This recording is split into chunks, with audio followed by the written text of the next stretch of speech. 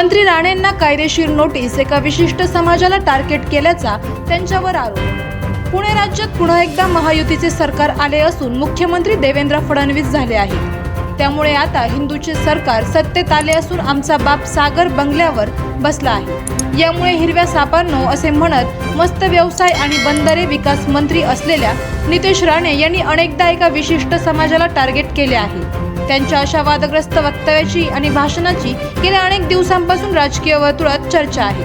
माजी खासदार विनायक राऊत यांनी ॲडव्होकेट आसिम सरोदे यांच्याकडून राणे यांना नोटीस पाठवली आहे।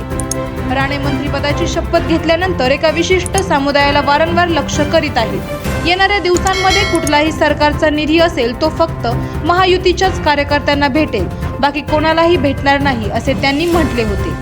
जिथे जिथे उभाटा आणि महाविकास आघाडीचे सरपंच किंवा पदाधिकारी असतील त्या गावांमध्ये 1 रुपयाचाही निधी देणार नाही। गावाचा विकास करायचा असेल तर महायुतीमध्ये प्रवेश करा, नाहीतर विकास होणार नाही असा इशारा त्यांनी दिला होता।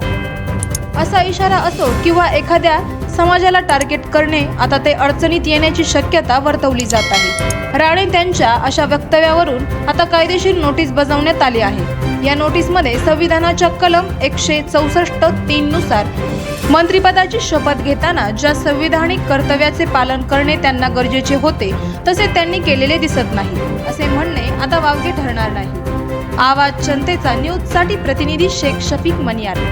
करायचं आहे लाईव्ह कार्यक्रम किंवा आहे कसले आंदोलन, जनसामान्यपर्यंत पोहोचेल आपला हक्काचा आवाज, आवाज जनतेचा।